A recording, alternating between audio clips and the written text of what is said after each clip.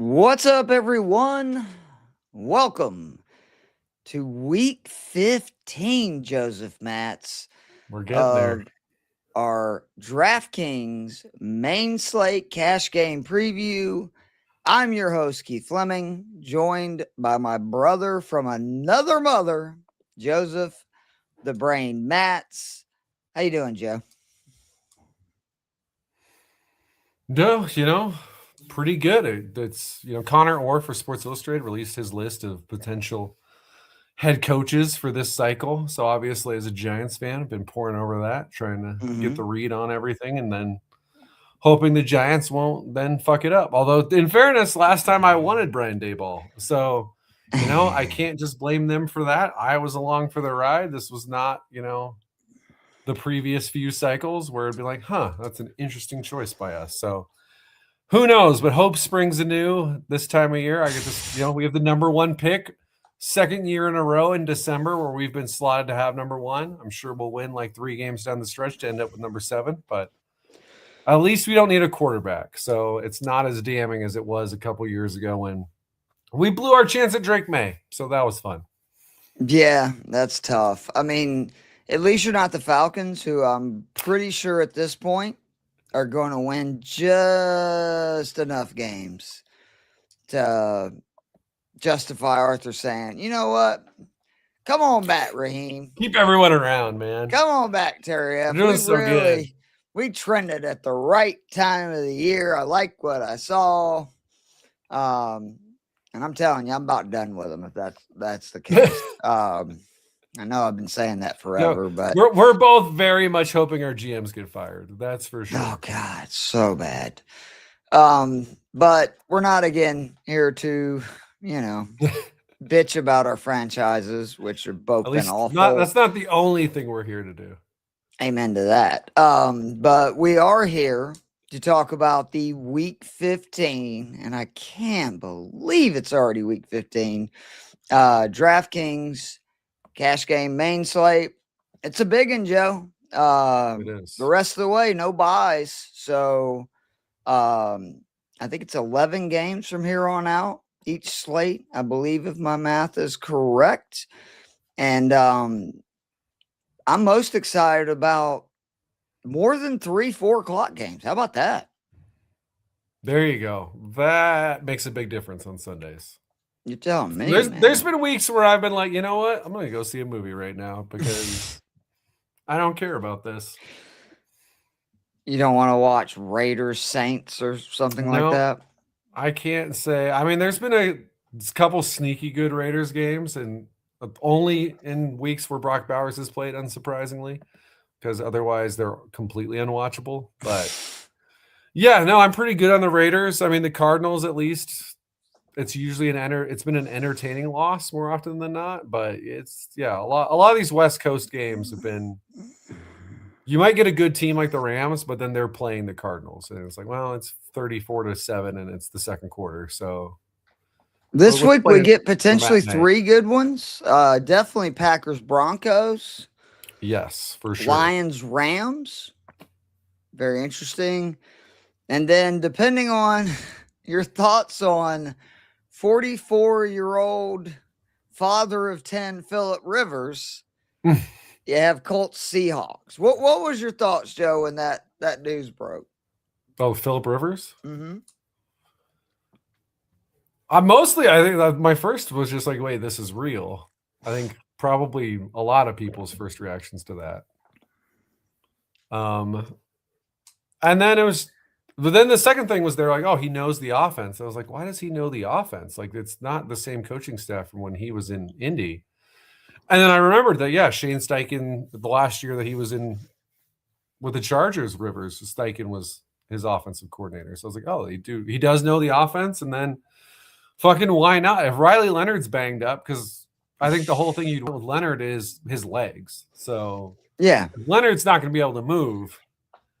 44-year-old Rivers is probably, maybe even certainly a better option. I mean, it's been interesting to see how much people remembered about Rivers too, because I've heard people be like, well, he was washed. And it's like, well, they went 11-5 with Phillip Rivers his last time he played. And it was 5 years ago. So he might be just garbage now. But There's at least a chance that he's mediocre. I mean, I certainly would stay far, far, far away from him playing against Seattle. But do I think that there's a chance that like Tyler Warren can stay fantasy relevant and help people in their playoffs and us with DFS with Phillip Rivers at quarterback? Yeah, I think I minimum I think that can happen.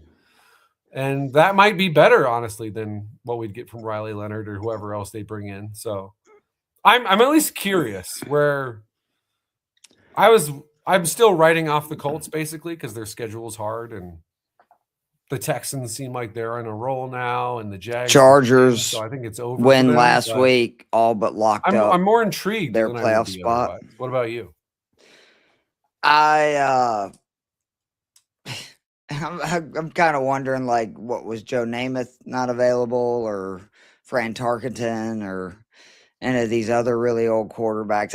I can't believe 5 years after his last game, he's going to be in any kind of shape. And I don't mean physically, but I'm saying, like, we saw with Deshaun Watson, what such a long layoff. And that was only like, what, a year and a half, 2 years?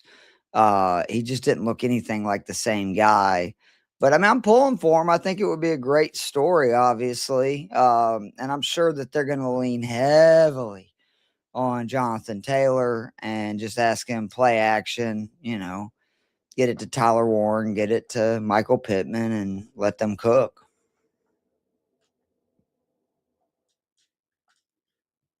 Uh-oh. Did I lose you, Joe? I think I did. Well, while Joe is frozen in time, we'll go ahead and start the discussion for quarterbacks. Yeah, I knew he was frozen in time. He'll be back. He always comes back. The quarterbacks this week. Again, we have a full slate, which we have not had in quite some time. There's no buys. You got, actually a plethora of guys that you can choose from this week at every position. I feel like the quarterback is the position that there's so many places you can go. I mean, you've got, say, Josh Allen, I would argue one of the biggest games of his career, because you look at what's happening in the AFC. Kansas City's all but done. We've got the Ravens on life support. And I do think the AFC is there for the taking for Allen and the Bills. The issue is, I don't like their chances if they got to go on the road 3 times. And if they lose this game, that is what is going to happen, because the Patriots will, at that point, all but locked up the division. I mean, obviously they would have swept the series, and I think have a 2-game lead. Plus, again, it's like having a 3-game lead at that point. But Allen reminded us last week of why he is the baddest man on the planet at the quarterback position. He's now accounted for a ridiculous 34 of the 44 touchdowns the Bills have scored this year, which that seems made up. It's not, but it definitely seems made up. And, he scored 37.8 points last week. He entered the fourth quarter trailing by double digits, had the longest rush of his career, at least for a touchdown, 40 yards. I believe it was a pick six, or maybe it was a scoop and score, but the defense then scored a touchdown. They had the lead and they never looked back, erasing a double-digit lead and putting, them in the position to have this huge game this week, where if Josh Allen puts on a Superman cape, which he's very capable of doing, Buffalo's right there. Joe, I was just saying that it's an interesting QB slate, because there's just so many places you can go. I was starting with Josh Allen, saying I think this is one of the biggest games of his career, at least regular season wise, because the AFC is wide open, and this is going to be, I think, his best chance to win The AFC, they have a ton of experience. He has a ton of experience. You're going to have a lot of other teams that is not the case. But I do not like his chances if they have to go on the road and win 3 times, which they lose Sunday. That's going to be the case, right? Oh, you're muted, buddy.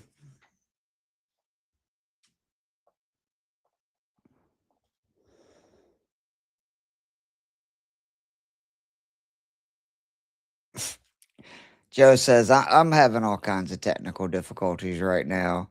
I'll filibuster until you get this figured out, Joseph. But I can't spin because, again, Stafford, great play. Another one, like the Lions have been awful versus the pass. You gotta love the stat of the Rams 7th in pass block win rate, Lions 28th in pass rush win rate. So he's going to have time. Devontae Adams, Puka Nacua. You could convince me of Hurts. You could convince me of Burrow. Mahomes is also in just like a must-win situation versus the Chargers. Lamar's as cheap as I can remember him in forever. At 6,400 at Cincinnati. Purdy's got a great matchup versus Tennessee. But I think the value and where at least I know I'm going this week in cash games is all guys in the 5 and 4K range. And the first two are right there together. It's Trevor Lawrence, 5,700.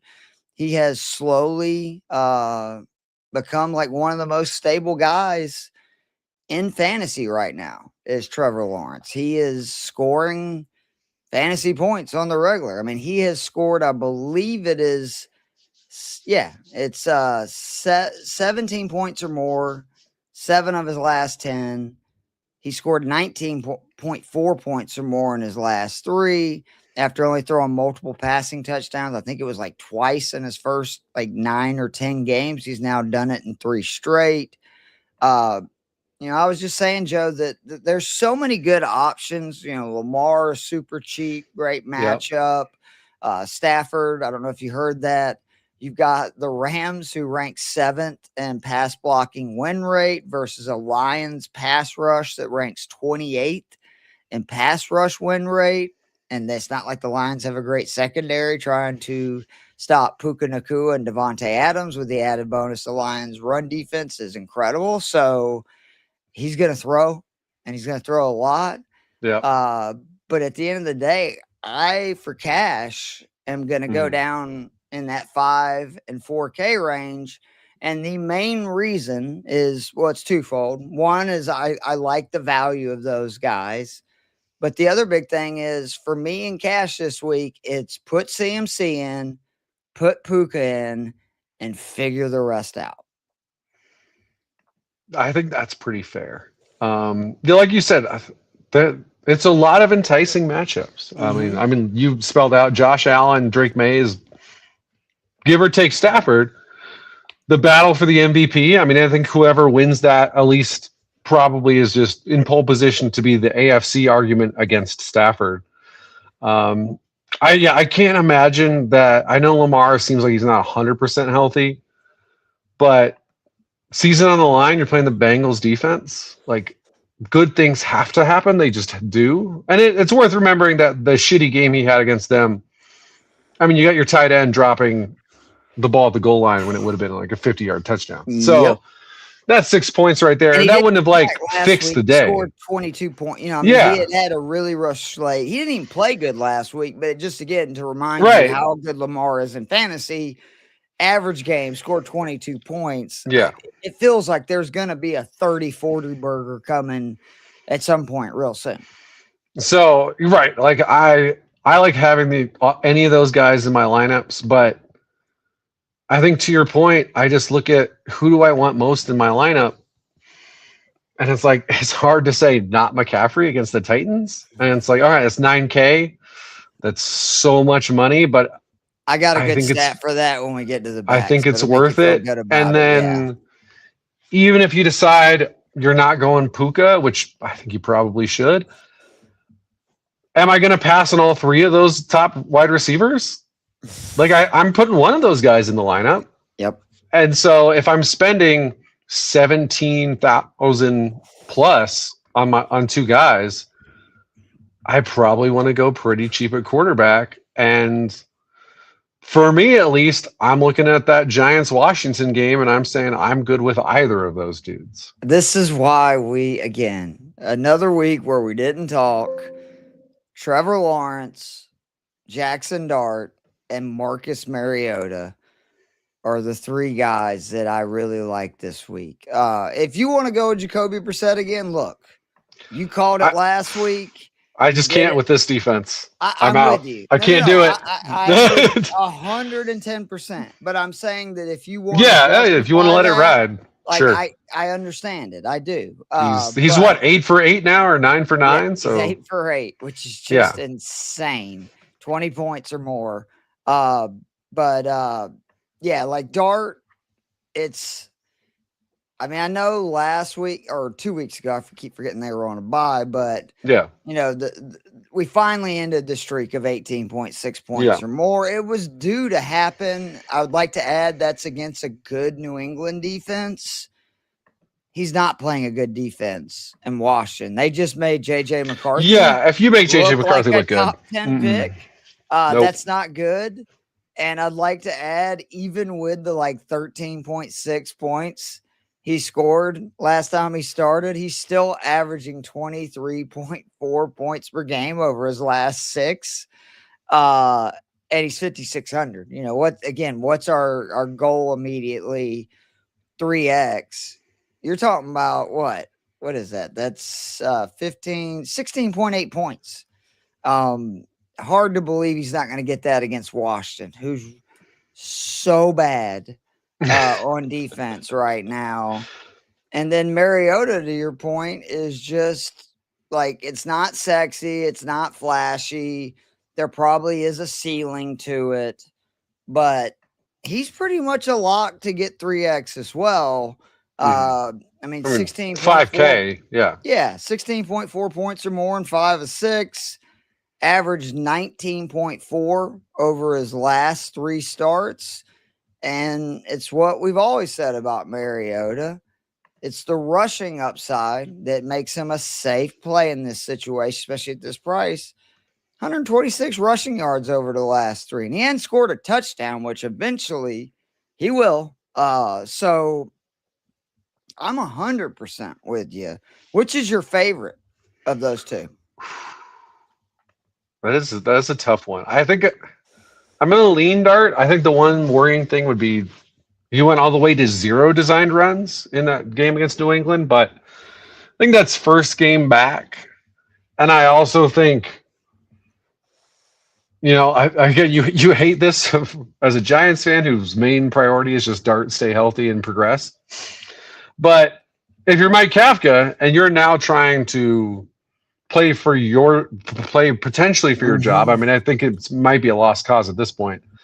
But and then even if not, you are coaching to have a future somewhere else. You can't not use Jackson Dart at all in the run game. I just don't think you can do that. And and this is a game you got to win. You're playing the Marcus Mariota Commanders, which have not been terrible. They almost beat the Denver Broncos, who are currently the 1 seed in the AFC. But yeah, you got to get the win. And the 1 seed overall, right? Best record in football, I think. Shit. No, you're right. Because they're definitely ahead of anyone in the NFC as far as record goes. So yeah, the number 1 seed in all of football. So the battle between 2 teams that almost beat Denver. That's what we're going to call the Giants Commanders to make it sound better. So I think I would lean him just because, I think he's more talented. He's got more upside too, right? Yeah, there's more upside. Yeah. The Commanders have given up multiple passing touchdowns in 8 games out of 13. And what is it? 6? Yeah, 6 of the 8, it's 3 touchdowns or more. Wow. And obviously there was a run there where they played it was Dak, it was Mahomes, it was Darnold, who was, obviously good this year. It was Jared Goff. They played Penix. They played Like McCarthy. yeah, exactly. 3 touchdowns for Geno back in week 3, 3 touchdowns for JJ McCarthy last week. So yeah, this is a really bad defense. But yeah, if you need the extra 600, I don't think you should be like, oh, I feel terrible switching over to Marcus Mariota, who again, granted it was overtime, you get the extra possession, 24 points against Denver, and I don't think I'm, going to blow anyone's mind by telling them that the Giants defense is not the Denver Broncos defense. So, this is a Giants team where 6 of the last 7 multiple passing touchdowns allowed. So, I don't think you can go wrong either way. If you like your lineup with Darden, I'd do that. If you need the 600, don't think about it for more than a split second. You're fine. Roll with Mariota. And to your point, the Giants also run man a lot. What happens when you run man defense? A lot of backs to the quarterback. And when you have a running quarterback, that means they can run.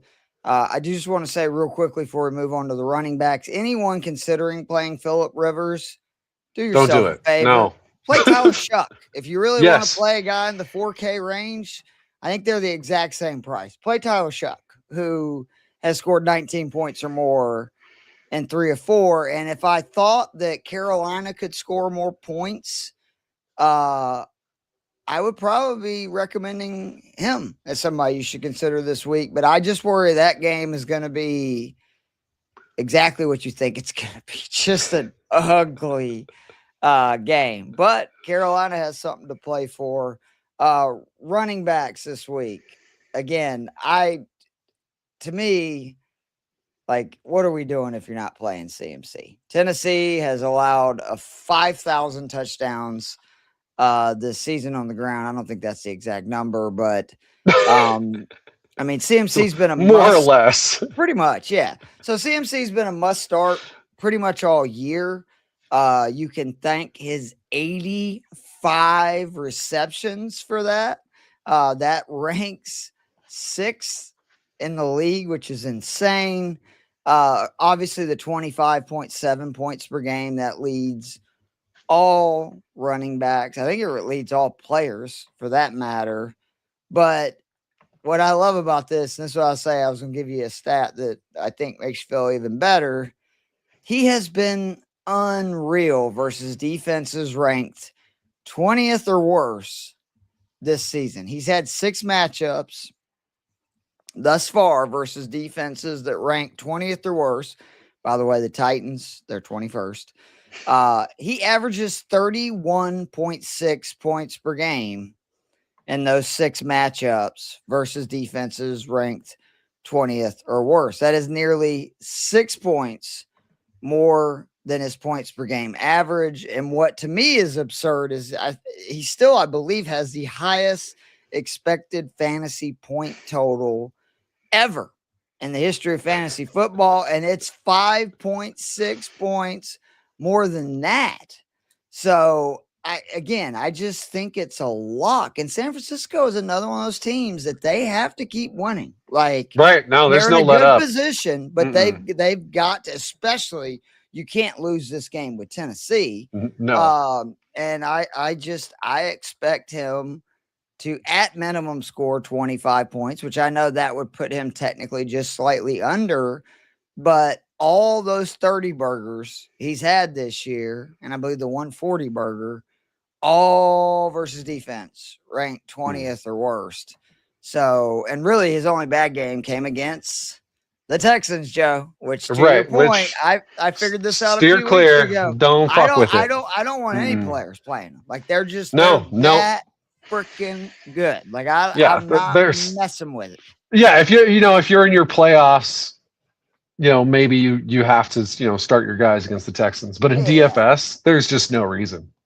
No, it's not worth it at all. 100% with you. All right, who would you then like? So CMC's obviously, if you're spending $9K, Barkley's got a great matchup, Henry's got a great matchup, but I feel like you have to go down to at least the mid to low 6Ks. Who is your next guy that's give me some of that? I mean, the guy I'm leaning towards is Woody Marks. He's on my list. at 50. What is it? 5,600. Mm-hmm. Again, because I mean, the upside of Woody is he does usually catch some passes. So if we get a surprising back and forth game, okay, like he's going to be out there. But I mean, to me, it's really he's now had 5 straight games where he's seen at least 14 carries. That's it. He's topped 60 yards in 4 of those 5. Now, listen, he hasn't hit 70. He's hit 70 once. So we haven't hit 75 in that 5-game stretch. But he's consistently giving us 60. And the fact is, he against Kansas City, better defense than the Cardinals, in a game where I mean, that ended up being an incredibly run-heavy game, and that could be the case here too. I mean, 26 carries is hard to bank on, but the thing is, against the Cardinals, if he gets 26 carries or 20 carries, he's not going to get 68 yards. That's not how this game will play out, which is how it played out in Kansas City, because that Kansas City defense, season on the line, at home, that team was going to come to play. The Cardinals. That defense, there's been some injuries and stuff, but that defense is no longer coming to play. So, if they ever came to play. Yeah. So I look at that. I look at, again, like you said too, I think you kind of want to look at who has to win, especially with running backs, because that's when you're like, you know what, we got to win this. Feed the best back. Now's the time. First month, 2 months of the year, we got to keep our guy fresh. If you're smart, some of these coaches are just like, fuck it, it doesn't matter. The guy's getting 25 touches, which is kind of San Francisco had to do that because everyone else got hurt. Yeah. But yeah, we're past that point. And in Woody Marks' case, he's a young back, so it was really just him needing to kind of win the job over time. Yep. And he's the most dynamic guy back there. Like we said, they have to win. They have to keep it rolling. They're trying to still catch the Jags. So I look at those 2 matchups. I see running backs who are currently dominating their backfields with McCaffrey and Marks in plus matchups, games you 100% have to win. And price-wise, I think it works. Because again, like you said, sure, there's other backs I like more than Woody Marks, but are there more guys I like more under 6K? Not really. I mean, listen, if you want to throw the dart on Genty, you can do it. I wouldn't do it in a cash game. No. I know the Eagles' defense has been bad against the run, especially lately. But he's getting targeted a lot, but still,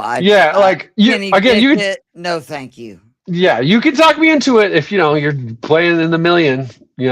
Roll the dice on the guy who could run for $150 and win you a ton of money. But cash game, no, I'd much rather go $200 cheaper with a much safer play in Woody Marks.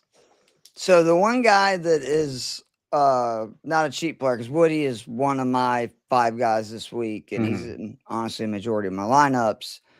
ETN versus the Jets. You want to talk about another guy that has taken over the backfield after he's back. A long stretch of kind of, is he not? Is he the guy? Is it a committee? And the Jets have been so bad since they got rid of Quinnen Williams. Remember, Bijan, I think, rushed for 180 yards against them, and a loss, by the way. They followed that up by getting cooked last week as well. And Liam Cohen is just so good at designing run plays that I once again expect them. Jags are another team that needs to win. The Jets are starting a quarterback, Brady Cook. Thought it was like a made-up name or something. It's an auto-generated player. Exactly. It's like somebody on Madden that you draft about the 3rd, 4th year if you don't import rosters. So I just think he's going to, again, get a ton of touches. But I'm not going to go with him too much because, again, 6,500, you're hard. Really starting to limit. And I do think that there's good options down there. Both backs in your game are very interesting, like Devin Singletary versus the awful Washington defense. If Chris Rodriguez is healthy, he's very interested versus the Giants defense that can't stop the run. Yeah, I would go with Rodriguez, I think. That's again, assuming he plays, because... And if he doesn't, JCM is interesting to me. Yeah, I'm back in on the JCM train if Rodriguez doesn't play, just because the Giants. I mean, Rodriguez, I think especially goal line has been pretty dominant in that backfield over the last month. He's had Where the 5 yards per carry to the last 3 weeks. Yeah, and he's been outproducing JCM. Where Mm-hmm. the Giants have been a pretty even split since Kafka has taken over, and actually Yep. Singletary gets a little more of the goal line stuff. It feels like so. That one's a little bit harder to parse.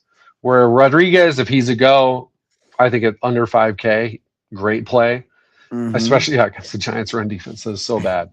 And then, yeah, if he doesn't, then I'm down to roll the dice on JCM again. So yeah, I really like that play as well. If we really need the money, and even if we don't, honestly, if in either situation with the Washington guys, there's flex potential there too.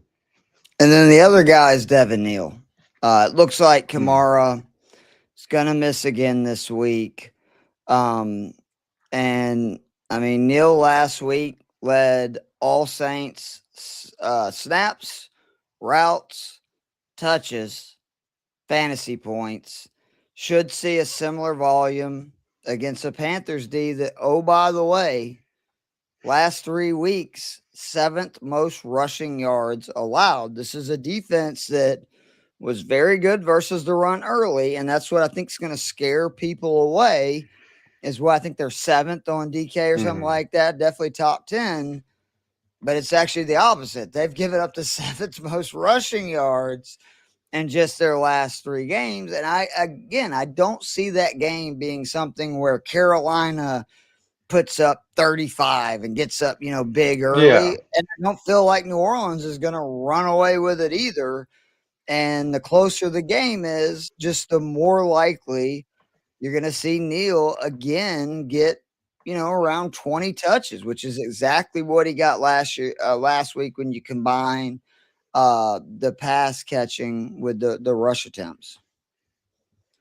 Yeah, I think that's a great call. I mean, inexplicably in one of my fantasy leagues, my brother was like, "No one picked up Devin Neal," so I just grabbed him this morning, like last week. My brother's in last place, and he was playing in the final week of the He's season playing last the week. spoiler. I love it. And he was just like, I mean, and it wasn't the playoffs because I think he and I both abide by once you're out, you don't pick up anyone until it's like Sunday morning, and you have to because you want to let the playoff teams. But last week, he was like, I don't know what's going on, but Devin Neal's still there, so I'm grabbing him. Because, yeah, it's like he's going to be the dominant back in that backfield. And, obviously that's not a premier offense, but hey, anytime. Shuck. It has been better with Shuck. And anytime you've got a guy who could get 20 touches, you got to grab him, especially if he's on waivers for nothing or in DFS where we're getting a really good price on him. Did you see the Shuck stat that is just, to me, wild?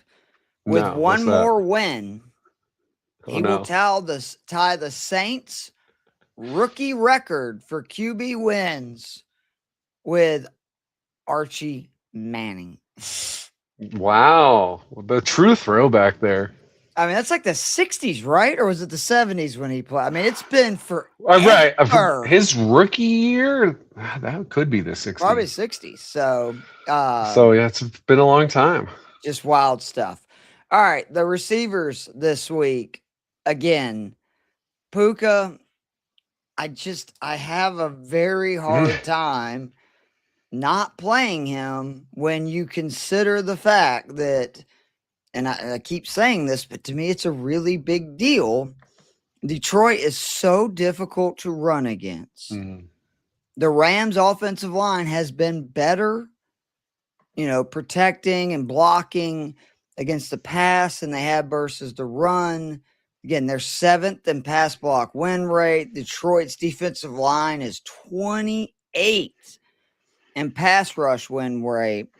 And if you watched Puka last week, which, by the way, just shocking that with all the stuff he's done, that was his first multi-score game of his career, which is just, Devontae Adams has been obviously in the way part of that for this season. Well, yeah, but I mean, he had 2 years before that. Yeah. And then this is what I love.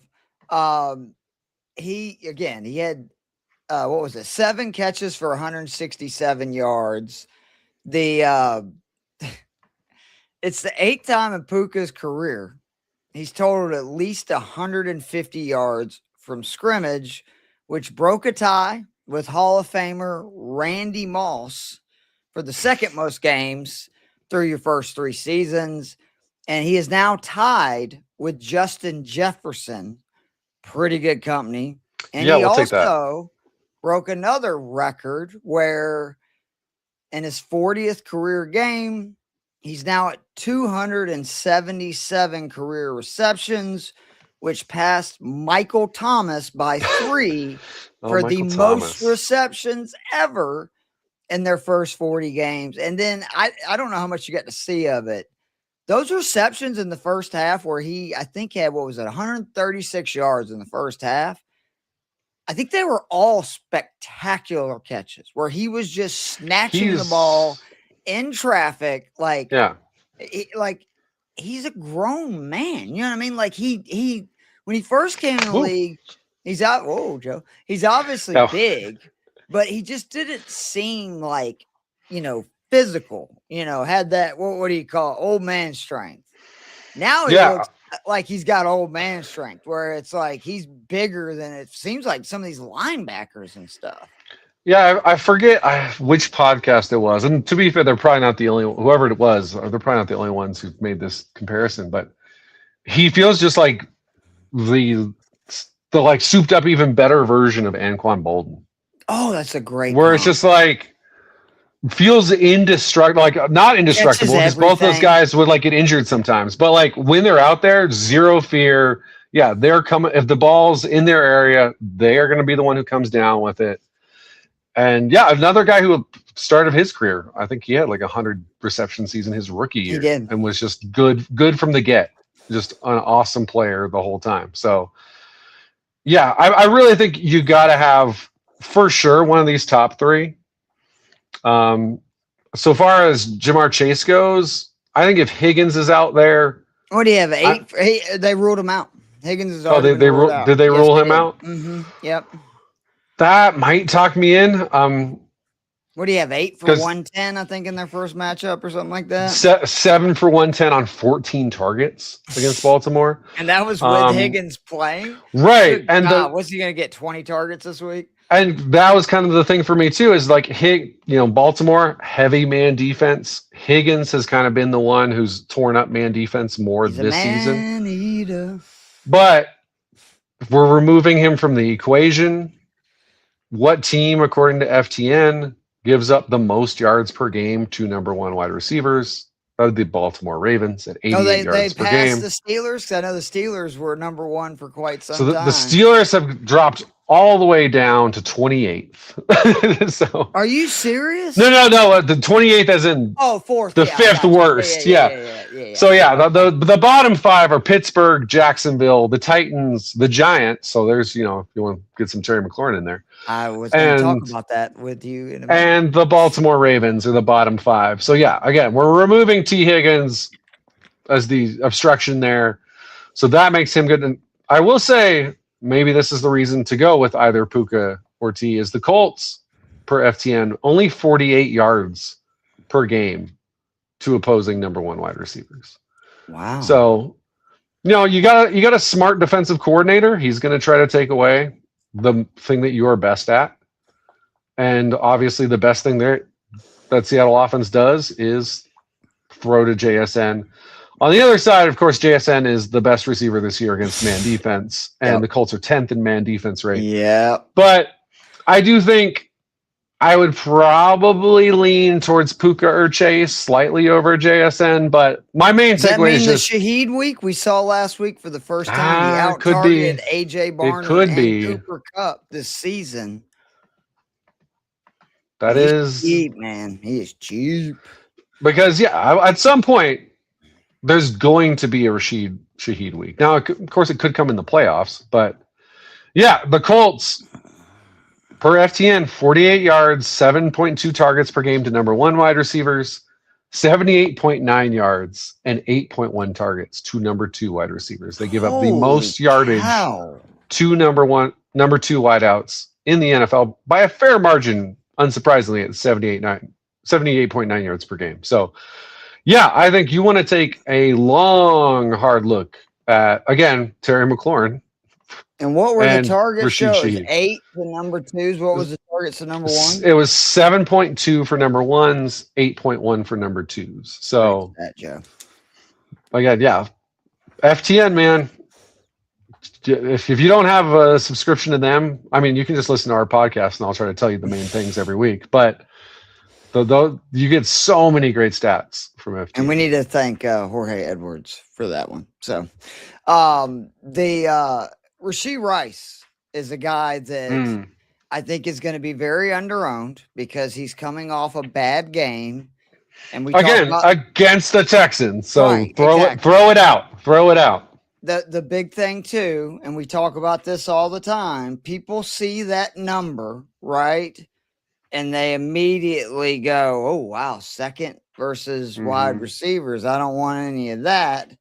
But I know you're the man zone split guy, but if you don't mind, I'm going to steal your stick here for a second. Please, go for it. Yep. The Chargers, we talked about this last week, run zone at like the highest rate in the NFL. 80% of the time. Rice versus zone this year. His yards per route run goes from 0.93 to 2.76 versus zone. His first read target share rises 9% from 21% to 30%. And his fantasy points per route run skyrockets from 0.52 versus man to 1.92 versus zone. And what to me is most incredible about that, and you talk about this all the time, teams run a hell of a lot more zone than they do man. So to see somebody have those kind of splits where everything goes up substantially versus zone is saying something. And again, I just think he's going to be really low owned. And it's not like the Chiefs can run it on anybody. Even if they get up, it's not like the Chiefs are going to just run it down somebody's throat. And Rice is in a lot of ways an extension of their run game because they struggle running the ball. They basically do a lot of behind the line of scrimmage, just past the line of scrimmage, just get the ball in Rice's hands and let him do some damage. So he's the other guy for me that, like, say you don't want to do Puka. I actually like going down to him. And then the other guy is AJ Brown at 6,800. It's so funny to me, Joe, that Brown has gone from like just honestly having a season that made me question what is going on. And then simultaneously, this Philadelphia passing offense is imploding. Right. But at the same time, AJ Brown is all of a sudden playing up to his ADP because he's topped 100+ receiving yards, 3 straight, averaging almost 28 points per game in that span. And I just I don't really understand it. Like it's kind of hard to believe. Now he's being targeted a ton, but I looked, he was being targeted a ton before he went on this run. So I don't know what it is, Joe, but he feels, again, when somebody's averaging 28 points per game, seeing the volume he is, like, it's hard to go against him. I guess my one concern, again, is Kenny Pickett. Do the Raiders score? The Eagles desperately need a win. Good God, like they are that Chargers win was one of the worst losses and one of the best wins I've seen in a long time. I mean, Chargers they had no right to win that game. They just flat out wanted it more. I mean, well, Herbert certainly wanted it more. I mean, I think he got pressured on like 68% of his dropbacks or something. It was some their leading rusher too. He was like. That was one of those games where whenever people are like, oh, Justin Herbert, I don't buy him as a top 6 quarterback or whatever. It's like, those are the people who don't know what they're talking about. Broken finger those are the behind a Band-Aid offensive line. No. And against a really good front four in Philly, and he did that. Yeah. And They have to be so thankful that the Lions took care of business against the Cowboys, because Oh my God! if that game had gone, gone the other way, yep. whoo boy, things in Philly would be. I think they're tense right now, but A lot of people be saying, oh "How man, about them Cowboys?" yeah. And this would be the rare time where I would kind of enjoy the Cowboys doing well, because just like, let's knock, and it's specifically, it feels like for me personally, it's like, let's knock Sirianni down a peg. Like, Right? I don't. Like, I want to appreciate an Italian head coach doing well, but you know what? I can't handle that guy. So I enjoy when they struggle. But you're right. It is very interesting where AJ Brown's fantasy output has been directly opposite to that team's Right? fortunes. Yes. And like you said, it's not even in a like, oh, well, now, before they were winning, so they just ran all the time, and now they're losing games, so they got to pass away more. It's like, that's not even really it. Like you said, the targets were kind of there the whole time. Maybe they've been more specifically aiming to feature him in the offense to keep him happy. Even more but befuddling, you just said the Chargers run zone at the highest rate in the NFL. What do we talk about all the time, Joe? You want Brown versus teams that run man a lot, and Smith versus teams that run zone. And that's why, of course, I didn't have Brown in any of my damn showdown, single game lineups. And of course, I should have, because he was on such a heater, and he balled out. And he had 3 huge drops in that game. I mean, it actually should have been even more. What about JMO this week? Because he is, to me, still, I think, somebody you should strongly be considering, because I think the Rams are going to score points on the Lions. Also, the Rams are just very, very, very good versus the run. And Williams, again, the last 6 games, 16.6 points or more in 5 of 6, 42 targets, 24 receptions, 4 touchdowns, 3 games of 90-plus yards. And I just, I don't want us to sound wrong, because St. Brown is incredible, but I just think Jameson gives you another gear, another thing that St. Brown can't, that at any time Jameson Williams might get wide open for a 60-yard, touchdown where you throw it deep down the field, or at any time St. Brown could take a screen or a slant or whatever it is, and again, just take it to the house. And I think Detroit's finally figured out, look, we got to get him involved, especially with, once they had to put Laporta on IR, their hand was forced, but he still intrigues me this week. Who is like that guy kind of in that middle range, and then we'll get into the cheaper options you really like this week, or guys in the middle range.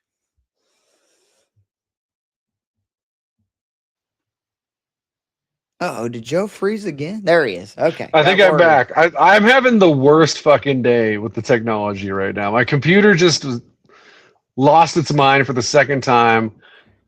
If people notice that I look sharper today, it's because I'm started streaming from my phone after the first freeze. So we're all over the place right now. Joe, you're a lot handsomer than I remember, but now I know why. It's very nice of you to say when we're in like sharper definition here. The wrinkles come in more if I take the hat off, but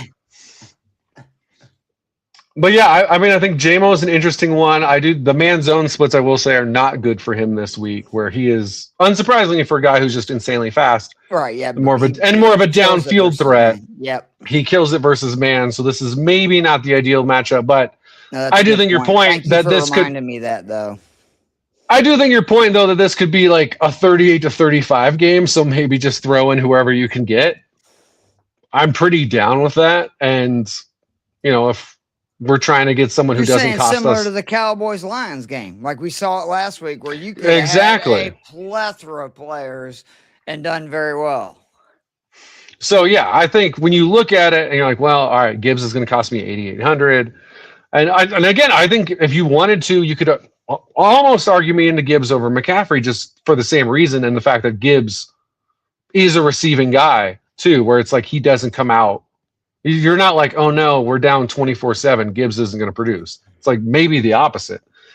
But yeah, JMO is the one guy who 100% this guy's getting featured in this game, and he doesn't cost you over $7,000. Yep. So you could talk me into that. I think Olave is right next to him. The man zone splits for him are good in that matchup. I don't have them right now because they were up on my computer, I'm trying to get back up, which now like I'm trying to recover all my tabs here.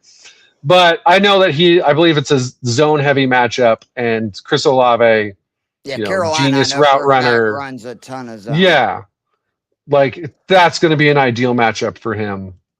And then if you want to go to your next guy, well, I hopefully recover exactly where I was on my computer right now. Sure. I'm going to go back to the well there, my friend. Let's talk about Christian Watson. Goodness gracious. He intrigues me. I get it. It's the Broncos. Tough matchup.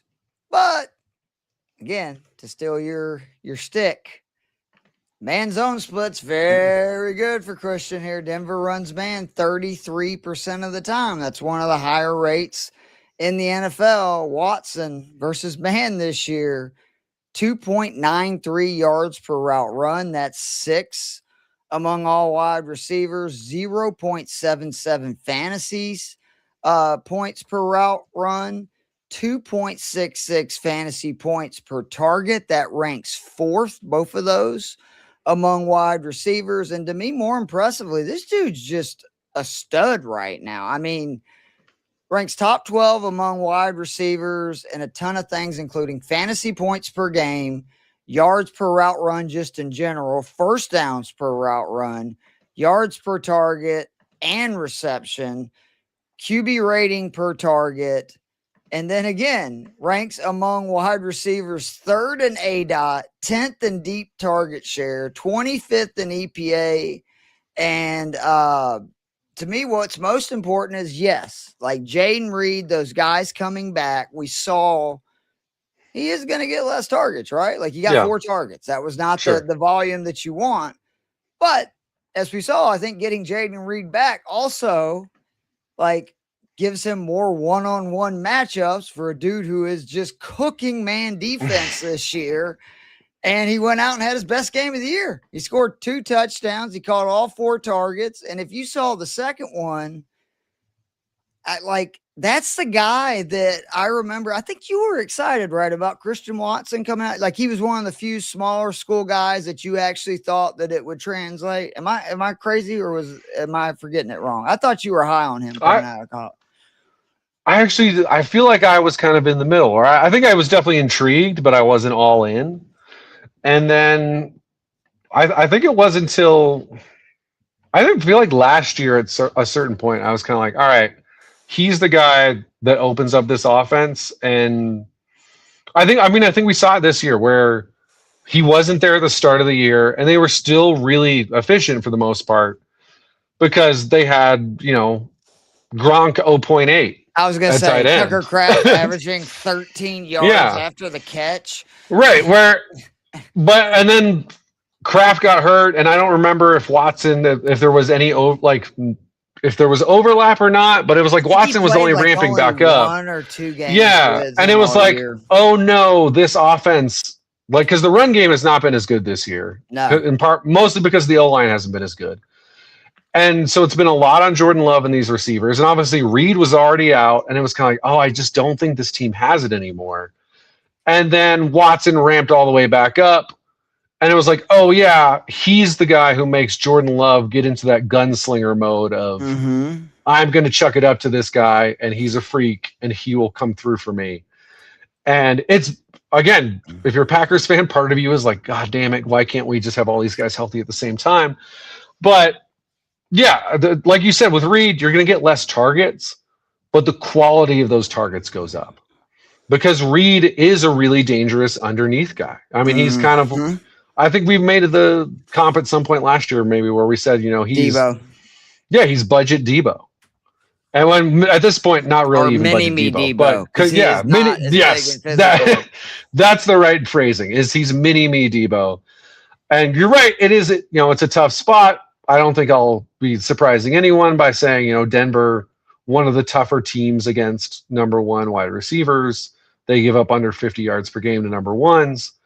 But, if you want to bet on someone who can beat that, absolutely. Christian Watson is the type of guy that you want to be looking for in this situation. And don't the Bears also play a lot of man, if I'm not mistaken, or do I have that? Oh, backwards? yeah. No, yeah. Dennis Allen is a huge man. They're actually number one this year. And we saw, right? Like, again, he got 4 targets, but he did everything you could do with him. 89 yards and 2 scores. And he's, by the way, been wide receiver 12 or better now 3 of the last 4 games. Yeah, and like you said when you detailed it, I mean, outside of like JSN, I don't know that anyone has really been better against man defense this year than Christian Watson. So, yeah, I think the fact that he's 5,500 is obviously it's because this matchup is so tough. And I think that will scare a lot of people away. So I think, it's a little more risk, especially in cash games, but the payout could be huge. Obviously, right below that, I really like Terry McLaurin against my New York Giants. I will say, for whatever reason, this year Debo has been better against man. Dude, I looked at his zone man splits, and it's really confusing to me. He's not been good versus zone. I mean, versus man. He's been very good versus zone. But yeah, and Debo, who's normally, at least San Francisco Debo, was always the zone killer. Yep. This year he's been better against man. So I don't know if that's somewhat small sample size or what. But again, my Giants are in the bottom 5 in yards allowed to number 1 wide receivers. Well, the volume too. Like McLaurin is now getting just like absurd volume. Yeah, the 20 targets the last 2 weeks. Again, I don't know how many of those targets were in overtime against Denver, but if you got 14 targets in a game, you were doing fine before it went to overtime. So yeah, and I think that's the more obvious pairing to me. I mean, and Debo's also questionable. I believe he is going to play. And we just said, right, Denver is another defense. Well, non-participant today, so maybe Debo doesn't even play, in which case all the more so. Right? Giants run a ton of man, so maybe those numbers are a little skewed this year because he's missed so much time. Yeah, I would agree with that too. And then obviously they've had a weird situation. The whole risk with the Washington offense is it's been all over the place. Where you can score on Denver, and the next week you're getting shut out against Minnesota, who's a good defense, but not a better defense than Denver this year. Oh, hell no. So, but again, the Giants should solve most of these issues for that offense. So, and I think the Giants don't have that more obvious pairing. If you're doing the Jackson Dart play. Well, that's what I was going to ask you. Do you think Wan'Dale or Slayton is the wide receiver you want to pair with him? I'm always advocating Theo Johnson because he's so cheap. Yeah, so cheap, and tight ends who's bad against tight ends? The Washington Commanders. But they're also really bad versus wide receivers. They are. I can't figure out which receiver I'd rather play. Wan'Dale is considerably more expensive. I think he's $1,000 more. But I was reading yesterday that Wan'Dale, this guy was predicting Wan'Dale would have a feast, and he was just saying that because where the Commanders have particularly had issues is not with outside receivers, but guys in the slot, running underneath routes, etc. Yeah, I feel like I've been getting this pretty consistently wrong in an embarrassing way for a Giants fan. Buddy. Because I feel like I don't remember I think it was 2 weeks ago, because I think that was when Wan'Dale, or 3 weeks ago because of the bye. I think that was when Wan'Dale, I was like, I feel like he's probably not to play this week. He scored like 33 points. And I actually did make a bet on Slayton to score a touchdown in the Patriots game, which hit. So that was my one time that I've gotten it right this year. So to me, listen, you go with God either way. The Commanders, like you said, are bad. But if I'm pairing with Jackson, just give me Theo. That's all I need to do. And it's whether that means if he doesn't, play. Yeah, and if there's another tight end you like, cool. We'll go big. We'll go double tight. We'll do that pairing. But I would rather do that than try and figure out which Giants guy is the guy this week. I mean, that's to me why I was way wrong. Wan'Dale is 1,500 more than Darius Slayton, so it would be that would be an argument if I'm going to do it. Yeah, but to me, like, I would say Terry McLaurin is a top 15 play at wide receiver, just over the whole, like if you're just looking all of fantasy, he's a top 15 wide receiver. I don't think I would put Wan'Dale in the top 25. Like maybe he's the very end of that. And Terry McLaurin's cheaper. So even if you go Jackson Dart, I'd rather put Terry McLaurin in and just be like, all right, cool. Now I've got a commander in there too. Yeah. And then I can throw in Theo Johnson. Because I don't want to have to figure out the Giants receiver of the week. So where are you at on Shaheed then? Because John made that point. Oh no, I'm that number. He's 40. I'm very 600 very right now. I'm thinking that was the one I missed, and I may have to circle back about. Yeah, because like I said, you're talking about a defense this season that's given up significantly more yardage to number twos per FTN's charting. Double. That's insane. Yeah, so that already has me in. The fact that he's coming off of his best game in Seattle, where we finally got to see, like, all right, this is the guy that we wanted to see. And then, I mean, part of that is also a punt return touchdown, but 4 catches on 5 targets, really 67 yards. Yeah. It's finally coming to fruition. And then the Colts, 10th in man coverage rate. Again, Jason has been the absolute best receiver against man, but Rashid Shaheed, and this is obviously, we're factoring in the Saints numbers here too. So, which is more impressive because think about who was throwing it to him, not the guy that throws the best deep ball in the league. His target rate, his target rate this year has gone up 10% against man versus zone, and obviously he wasn't sharing the field with the best receiver against man defense in the NFL, but he cost us 4,600. A defense that gives up a shit ton of yardage to number 2 wide receivers. A defense that runs man at an above average rate for a guy who's much better against man. But if you recall that Giants game, which maybe only Giants fans do, because why else were you watching Giants Saints? Huge, like 80-yard touchdown because he's faster than the guys on the other team, and I don't think that's going to be different in Indy. So yeah, I think if you're looking for an under 5K play, which we are because we're going really high at wide receiver 1 and running back 1. I really like Shaheed at 4,600. What about my favorite play? Well, there's a couple of them, but I think my favorite play in the 4K range is DK at 4,300. He is, and I had even forgot about this, like just straight up now on the field all the time. Like he's their number 2 receiver due to injuries and other stuff. And I mean, we saw it again last week. He scored. That's 2 out of the last 3 weeks. I expect Tennessee to be down. You can throw on San Francisco and, 4,300 needs like 12, 15 points. Same for Yoshi, our boy, now that we know Higgins is out. I think he is a decent play. He's 4,100.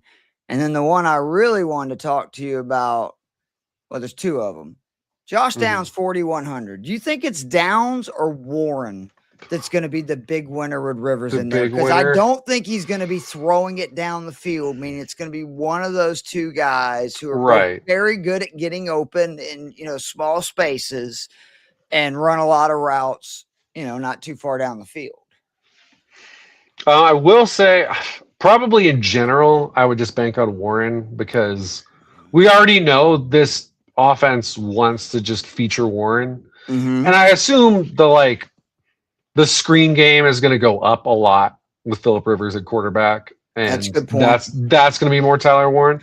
I will say in this matchup though, per PFF, Seattle 26th in yards allowed to slot receivers. Ooh. So that's obviously a Josh Downs play there. And, depending on how this game could play out in a variety of ways, I think obviously if you're Indy, your attempt will be pound the rock, shorten the game. Let's see if we can versus Seattle though. Running the ball. Exactly. That's the problem. Is the ideal thing is Sam Darnold makes a couple of mistakes. You run the ball for 150 yards and have 38 minutes of time possession. That probably isn't how it plays out though. So if you end up in a situation where you're down, you're going to go the 3 wide more, which means Downs is on the field more. And that is the weak spot of this defense. So I do think Downs is an intriguing play. I feel much more confident like I said, in Tyler Warren. I think You want me to give for you more while obvious we're talking reasons. about But it, why you should feel confident about Tyler Warren? Because again, I'm this kind of nerd. yeah. Looked up Phillip Rivers. Mhm. How much did he throw to tight ends for his career? 22.9% of his 5 million pass attempts with how long Phillip Yeah. Rivers played went to tight ends. What to me was most impressive, his passer rating is over 100 for his career going to tight ends. Now, a lot of that is he had Antonio. I was going to say, he had a pretty good tight end. that, don't get me wrong, is a big deal. But this is a Seattle team. They're 31st on DK versus tight ends.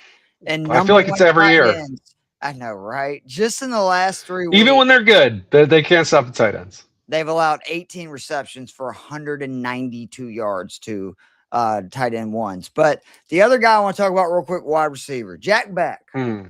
We saw him 6 targets. He's 3,200.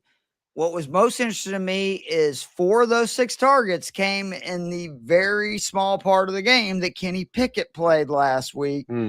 Kenny Pickett going to be starting again this week. At 3,200, is that enough? I mean, he's had 9 targets the last 2 weeks after basically seeing none a majority of the season. And again, just the amount of volume he got from Kenny Pickett, I think it was like almost a 40% target share for the time that Pickett was in there last week. And again, that may have been a fluke. I don't know that all the Raiders receivers were on the field and stuff like that, but does that intrigue you all? Because 3,200 for a guy who got 6 targets alone is interesting, but especially when there was a QB change and 4 of those 6 targets came in that small time that, Pickett played. I am intrigued. I mean, obviously, I think in general, if I'm trying to, save money and go into that 3K range, I'm probably looking more at tight end usually than wide receiver. No, that's a good point. Yep. But Jack, he was a guy I was intrigued by in the draft process, where if you pay attention to 40 times, he's not going to impress you. But really, everything else about his game besides long speed, great hands, good route runner, good after the catch. Obviously, any bet on the Raiders offense that is not Brock Bowers is rolling the dice. Good luck. Yeah, but if we're going to roll the dice, let's roll the dice on the guy who's 3,200 because, the alternatives at 3,200 are, like I said, other long shot wide receivers or still somewhat long shot tight ends. Yep. So I am intrigued. I'll have to take a longer look at that to decide if I actually end up throwing him in some lineups. But again, we're spending like $1,750, close to $1,800 just on 2 guys in our lineups. So we might need a $3,200 wide receiver, in which case, I think that's an interesting one because obviously we're going to assume Philly's going to be winning this game probably handily. I mean, for their sakes, you would hope. And so the Raiders are going to just be forced to air it out. And, why can't Jack Beck, win us some money in garbage time with, 3 catches for 45 yards in the final drive of the game or something. So, I think that's an interesting one. All right, tight ends. I can't pay for McBride this week, but I do want to say that with Houston's pressure rate, it is not a stretch of the imagination that he might get 15 to 20 targets this week, especially if the Texans' offense is scoring. So I just want to point that out. For MVP and stuff. That is fair. Again, I like Tyler Warren this week, but to me, if you're going to spend over 4K, Dalton Kincaid at New England is the play. I mean, it's just funny. We buried him, right? We buried that dude going bust. He's not any good. And then we've seen this with so many tight ends. I don't know why we keep forgetting this. I know. It takes years for these athletic guys typically to figure it out. And I think we had a couple guys pull it off year 1 and it threw everyone off because it was like Laporta year 1. It was like, shit. And even Kyle Pitts, who year 1 before this year was the best year. And so it was like the guy Ben that was there last night, by the way. He looked unstoppable. That was, I forget the stats. It was like, this is like the 4th greatest tight end game in fantasy history or something. Like, Shannon Sharp to have 3 touchdowns. yeah, Whatever it was, it 150 yards. it or was whatever. absurd. I mean, rough game for Tampa Bay. No Drake London, and it's like, all right, you got to really stop With 2 guys. Kirk And they're Cousins, like, by the way. we can't do it. We can't stop those 2 guys. So, no. So, but even Kincaid, I don't think I'm going to play because for starters, Harold Fanning Jr. is 4K. And most importantly, on top of that, Njoku has already been ruled out, which is huge because don't get me wrong, he's been on a field a ton anyway, but that means he's going to be on the field all the time. And nobody has benefited more because I know some people are talking about Jerry Jeudy. That's fine. Say what you want about Judy's head, one big basically catch for a touchdown. Everybody's like, oh, Judy's back. Fannin, though, on the other hand. No, I'm not doing that. He 3 games for Sanders, right? Fannon's now scored the last 2, coming off the best game of his young career. 8 pass, 114 yards, obviously that touchdown. And since Sanders started, again, 3 games, Fannin, 25% target share. That is tight end number 1 for that 3-week period, averaging 65.7 receiving yards. That's tight end 2 over those 3 games, and then scoring 15.4 fantasy points per game. That is also tight end 2 in that span. And one of the ways that you can attack the Chicago Bears is at the tight end position. I also think that if Tony Pollard can run for what he did versus this Browns run defense that I thought was elite, and I'm going, wait a minute, Tony Pollard's got 140 or 50 yards and 2. What is going on? I do think Chicago's going to be able to run on him. I think Chicago's going to be able to score points. I just think Fannin is extremely safe right now at 4K. Again, you're needing 12 points to hit his 3X. He's averaging almost 16 in the 3 games that Sanders has started. Do you have any guys above 4K? Because in the rest of my guys, there's 2 other ones are dirt cheap. Above 4K. I mean, like I said, I'm less. I feel like people are scared off of Tyler Warren because of the Phillip Rivers stuff. Right. I don't know that I am. Okay. Again, like I said, I think if there is, I mean, Downs is the other guy who maybe. I think the big loser is obviously Alec Pierce. And I think Pittman to a certain extent. Yeah, I think both of them, but I think, if you're the downfield guy and you've got a 44-year-old who hasn't taken a hit in 4 years, like, yeah, I think he's the biggest loser there. But yeah, Warren in this matchup, he might. There's enough tight ends that maybe he doesn't end up in some of my lineups, but I'm not scared at all. I think you made the right call, Kincaid. That's a Patriots weakness. The other thing I'd throw on with Fannin is that this Bears defense has gotten more healthy at the cornerback position. Oh, that's a good point. As Jalen Johnson missed a lot of games, he's back now. So, yeah, I think you look at them on the outside, they should be stingier than they've been for most of the season. That won't be the case on the inside. So I think that play makes a lot of sense. I feel like Mark Andrews is going to scare people off again. He's done pretty much, jack shit in 2 of the last 3 games. But his one game in those last 3 where he looked okay was Cincinnati. And it's not, I think we've been pretty clear throughout this year. If you're a tight end against Cincinnati, your eyes should get big. They're giving up 95 yards per game to tight ends. Can I give you something to me that's even more remarkable? Yeah. So tight end number 2s this year versus Cincinnati. Oh, this is what I want. I know the Steelers. This is an Isaiah Likely stat, by the way. Who, remember, he had 6 targets, turned him into 95 yards, his first double-digit game of the season versus them, which, by the way, he's had 2 straight. Tight end number 2s, again, 3.3 targets per game, which for tight end 2s, that's a lot. It's pretty good, yeah. 35 receiving yards per game. That is more than Cade Otton. And 8 fantasy points per game. That's more than TJ Hawkinson and David Njoku. I think that the best play at tight end this week, That might be, the you might be value right. is Isaiah Likely at 3,400.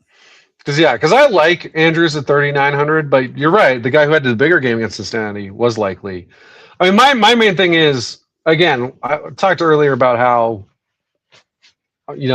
because of the way our lineups are shaking out, I'm probably not going to end up with Lamar. But I do like Lamar this week in a must-win game. And yeah, if you're facing the Bengals defense in a must-win game, hit those tight ends over and over again. Again, they're giving up more than 20 yards per game more than any other defense against tight ends. That is insane. Like, it's incredible. And so, like you said, probably better to just go with the even cheaper guy with Likely. And I will say, if you want to do that Theo Johnson Likely combo, that's $6,900 for those two. That's the other guy, Joe, was that I was going to give under the tight ends is like, I really like and feel comfortable playing those two guys because they have great matchups. And, Likely, remember what he did last year, people. Like, most people thought that he was going to overtake Andrews this year. I know he's been obviously hurt and all kinds of things. And then when he came back, he was just an afterthought. And then that contract they just gave Andrews is also eyebrow raising. That I didn't totally understand that one. That's a career deal, I think. You know what I'm saying? Like, thank you for the service. You're right. Like, yeah, this is gonna make us look good to other people who might eventually want to play for our team. Like, we take care of ours. Yeah. But Likely, like, I think that the last 2 weeks, it's not a coincidence that especially with Lamar struggling, right? Because I think that's been the big deal is like, he doesn't have, like, I know Andrews is elite at getting open. We've always talked about that. That is what he does. Absolutely. But he is not an athletic freak. Zay Flowers, another guy that is elite at getting open, but not somebody that is just this terrible mismatch. Isaiah Likely is that guy that is a terrible mismatch because similar to Kyle Pitts, he is basically a wide receiver playing tight end. Yeah. Absolutely. I mean, yeah, he was a guy where coming out, I was like, Isaiah, I was disappointed when he ended up on the Ravens because I was like, oh, this guy has huge potential fantasy-wise. And then you're like, oh, shit, he's behind Mark Andrews now. By the way, how was that not a touchdown last week, Joe? I mean, I get why it wasn't. I don't agree with it. To me, it doesn't make sense the way we legislate catches in the end zone. Right? Why do I need to get a fucking third foot down? Bijan, by the way, got plays over. A fumble on that last night that I feel like Likely had the ball longer than Bijan did. I think you're right. It doesn't make sense to me. I mean, that's just one of those things. At least once a year in a pretty big situation, we're going to have a play where it's like, we all think it's a catch. And the NFL tells us no. And that's just, I don't know. It's just something we have to accept that we're never going to fucking figure out what catches. Bryant versus the Packers all over. Yeah. To me, yeah, both of those are bad. Because first, listen, I'm a Giants fan. I don't ever want to see the Cowboys win playoff games. That was a catch. Like, he caught it. He had 2 feet and he lunged forward. He didn't fall. He lunged. Unbelievable play, too. And then if you're in the end zone, you have to get a third step. You got to make a football move. You're in the end zone. Like, if he catches that at the 1 yard line, gets 2 feet and does the exact same motion and just happens to barely cross the line, and then it gets knocked out. Oh, it's a touchdown. But because it happens in the end zone, it's not. It's nonsense. It doesn't make sense. So yeah, we feel for you on that one, Ravens fans. If we want to go even cheaper, there are two guys that I'm intrigued by. Give me two then. One is, again, we talked about, we want Rams, we want Lions. Colby Parkinson, man. I mean, what, 4 of the last 5? He's seen at least 4 targets. Now, that's not a shit ton. I didn't see this coming, by the way. Of the Rams tight ends, I didn't think this was going to be the guy. He is on a team with Devontae Adams, who, again, arguably the greatest red zone wide receiver of all time. Yeah. Puka Nacua, and he's caught a touchdown in 4 or 5 games. Yep. I think in part it's because, again, you have an awesome offensive play caller in Sean McVay, and he knows, everyone's sweating. They got Puka, they got Devontae. I mean, that was a big part of his game plan against Seattle. Is those drives that worked was let's go to tight ends, and that was actually his least impressive game from a target yardage standpoint. Still caught a touchdown. So I think, again, you're talking about a game where good chance we see 70 points, and we can get a guy who's going to be on the field for $3,200. Yep. I like the play. Call. That's a great call. The other guy in that same range, AJ Barner for Seattle, where only against the Rams a month ago, he had 10 for 11 for 70 yards. Yep. At 3 weeks since, not the same amount of production, obviously, but 13 targets over those 3 games and a consistent 4-5-4. So he's getting targets. He's a good guy. He's a good player, man. He is a solid player. And then the Colts, obviously, we talked about really bad against number 2 wide receivers, but also not good against tight ends, especially in-line tight ends per PFF. Barner, second among tight ends in in-line wide receiving, because, again, most of these tight ends that we're talking about every week, they're out in the slot. Right. They're moving around. They're not lining up next to offensive linemen over and over again. Barner's there all the time. And then the Colts, 27th in receiving yards allowed to tight ends who are lined up in line. So that is a weakness, a strength versus weakness. A guy who's 3,200. Obviously, maybe the one risk there is what if this just turns into a massacre and they're just running the ball the entire second half? Reasonable chance that happens, but again, at that price point, I don't actually. I think pretty good versus the runs. The other thing, I don't know if Seattle's going to be able to do that. I'm cautious. Maybe I just want a good story. I'm cautiously optimistic they'll make it a game. I definitely don't think they're going to win, but if they make it a game, then I really like AJ Barner's chances of doing some damage. So I think my main takeaway of us going through this whole slate is I'm playing 2 tight ends. It's locked in. I'm playing 2 tight ends to free up the money. That's the easiest. So that we can put Puka or Chase with CMC.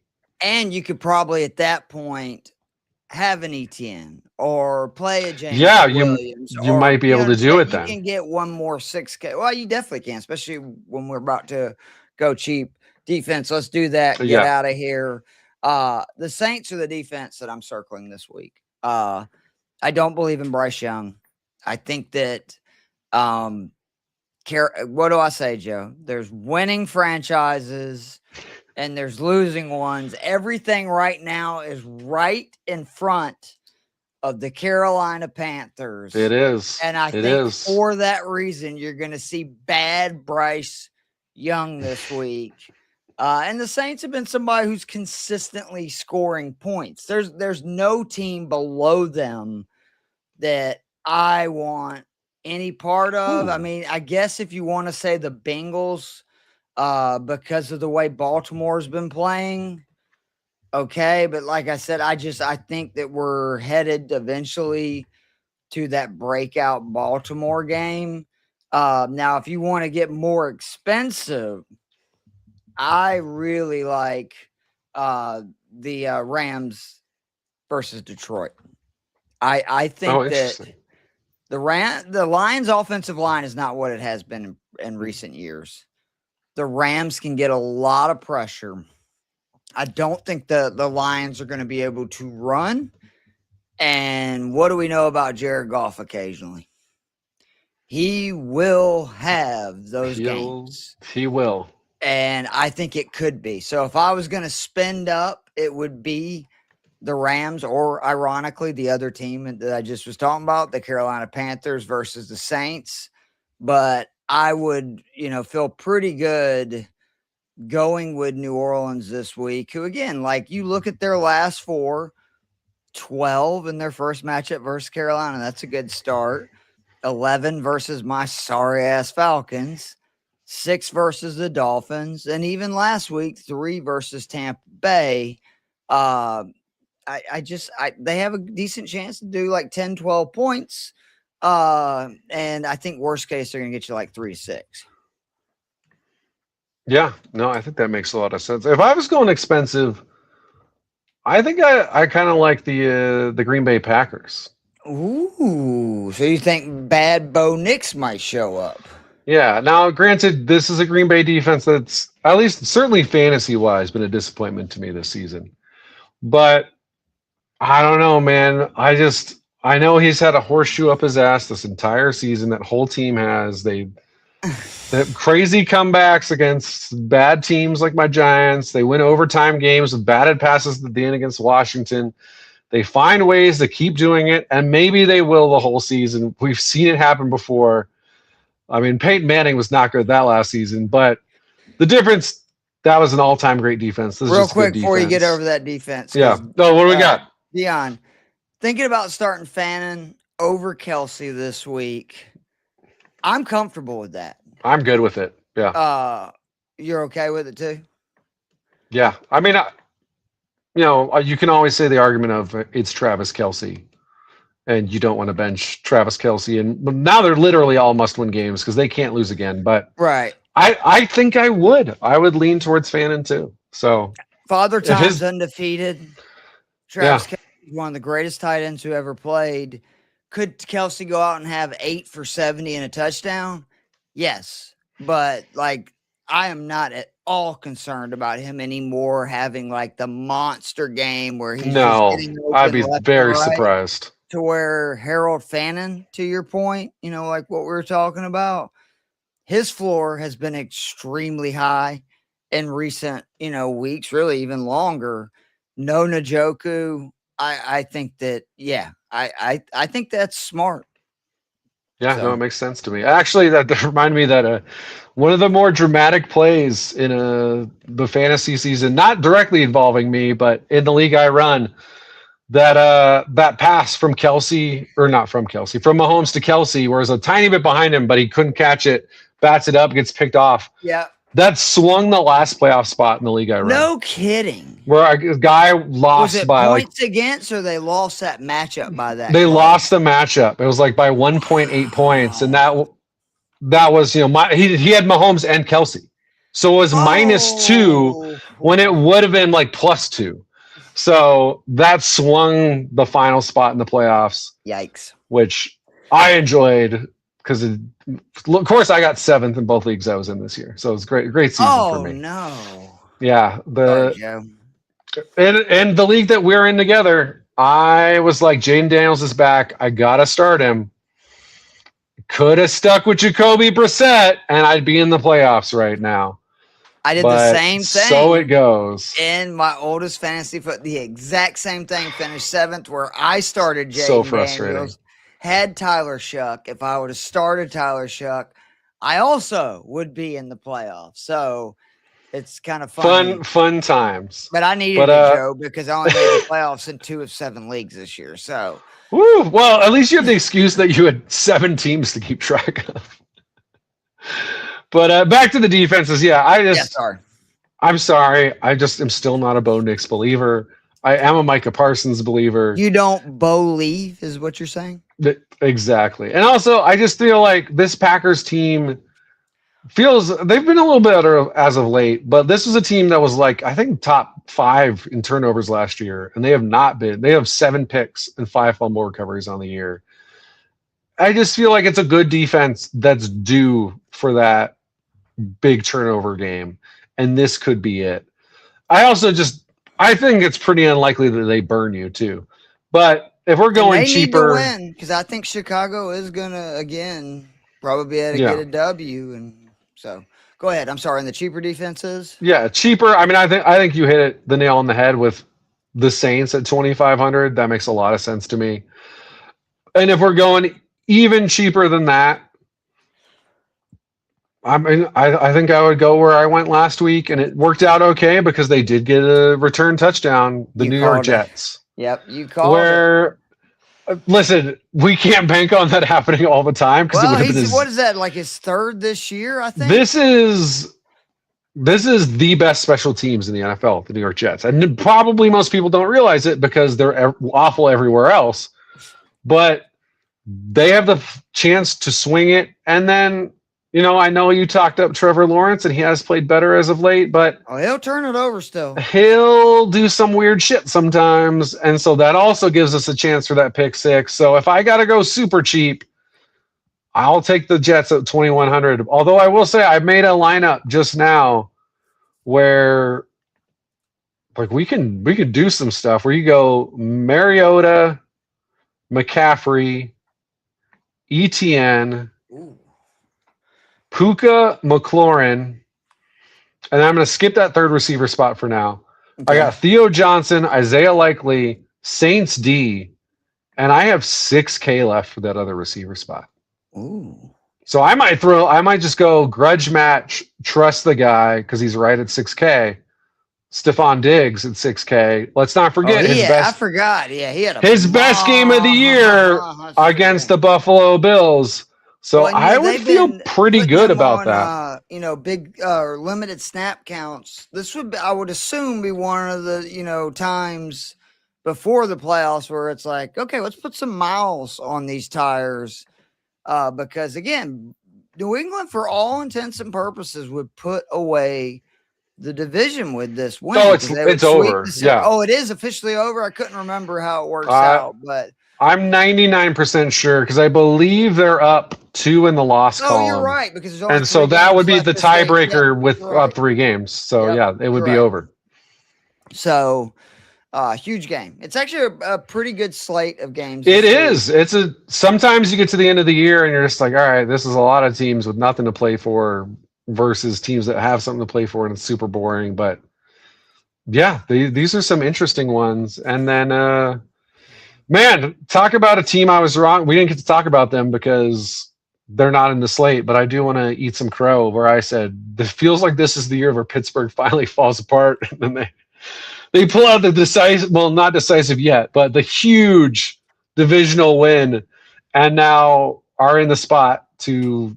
I mean, if they win and Baltimore loses, it's like over. Buddy, about you said that you thought the Chiefs still had a chance, and what did I tell you going into that Houston game? I said they had a chance. I picked the Texans on our sheet. If you take a look on that, though, I told you they're done. Like I actually think this version of the Chiefs is done because I think Kelsey's going to retire. I don't even know how much longer Andy Reid sticks around. Like I think that they may have to have a 1-2 year rebuild. But to me, the most damning thing is just again Mahomes thinking about like how Brady did. No matter what they. I mean, I tell people the 2006 AFC title game, which. Kudos to Peyton Manning. The freaking receivers came back, that Brady had, and the fact that they almost beat Indy is in Indy. It's like LeBron James in the 2008 finals. Like it doesn't get the credit that it deserves when it's like it may be his best moment because it was such an inferior team to who they were playing. And for all intents and purposes, like they had them. Now, LeBron never had San Antonio, but I'm saying like New England had a chance to win that. So, absolutely. And then they would have faced the Bears in the Super Bowl with Rex Grossman. Pretty good chance they would have won that one. And that was, by the way, 4 Super Bowls in 5 years. Again, Tom Brady, the GOAT. Like Mahomes, I get why some people. Like I've already said, Mahomes is like their GOAT, and I get the argument because if you there's a decent chance it plays out where if you said in 1993, oh Michael Jordan's the GOAT, and you'd be like, well he is the 3 in a row, but like it's only 3, and Magic's got 5, and Russell's got 11, and then he comes back and wins 3 more, and you're like, oh yeah, no, it was Jordan, so it could play out that way, but I mean, man. Tom Brady is insane. I will say, though, I want you to be right about Kansas City because I want the break. I want the wide open AFC. I want Lamar and Allen to get to a Super Bowl. I want Burrow to get to another one. I want all this. I want Stroud to get there. I want all these things to happen. I really don't think they're that far from just being right back. I think that's fair. The offensive line, I don't know what Schefter was talking about, where he went on McAfee's show and said they got to fix the O-line. But they're a little banged up. The O-line's pretty much fixed. They've been better. They drafted an offensive lineman at left tackle who's good. Michigan, and I understand he went there, but defending Brown, it's like Schefter. Take a break, Bo. Yeah, you're right. Pump the brakes on that one. And once you've done what he's done in the last 24 hours, it's no defense. Like these are child, molesters. They were 16.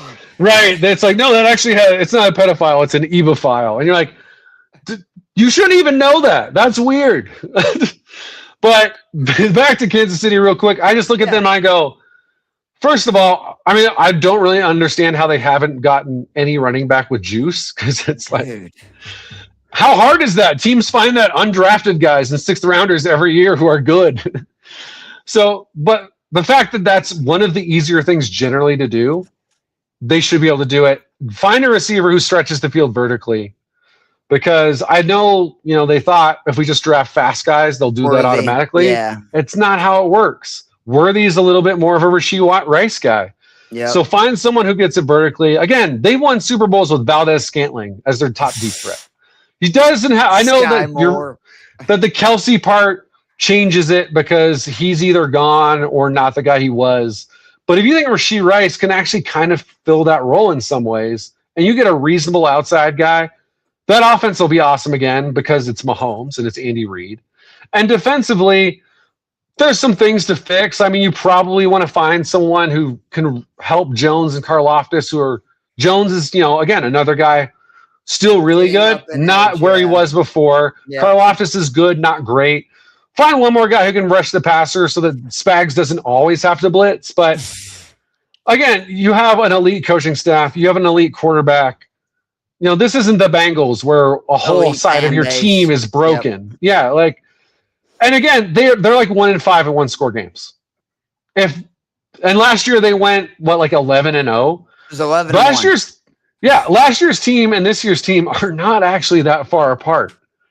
And one team went to the Super Bowl, and one team's going to miss the playoffs. A lot of the metrics are, and I mean that's what we talk about all the time, right? Is progression.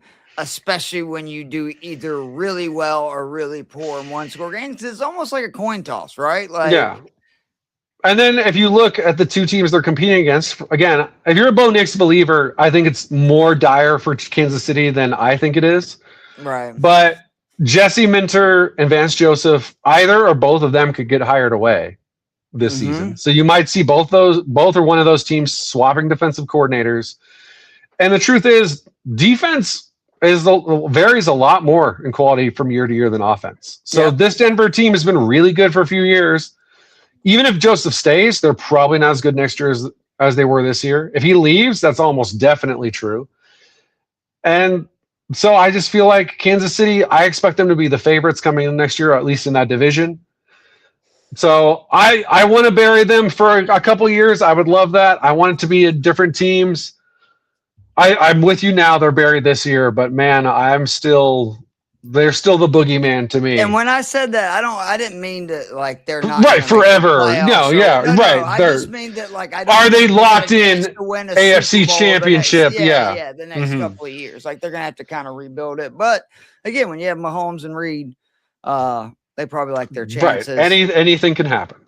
But all right, no shocker. We went an hour and 38 minutes. We went tight last week, so we had to go long this week. That's right. Especially when I'm disappearing for 5 minutes at a time throughout this podcast. I love filibuster. You're much better at than me, so I'm glad I disappeared rather than you. But again, this is I love doing this show with Joe. This is our 6th year, which is just wild. We love Fantasy Six Pack. We appreciate them letting us do what we do, go for an hour and 38 minutes. Fun. And check out all the great stuff on Fantasy Six Pack, and we'll see you guys next week.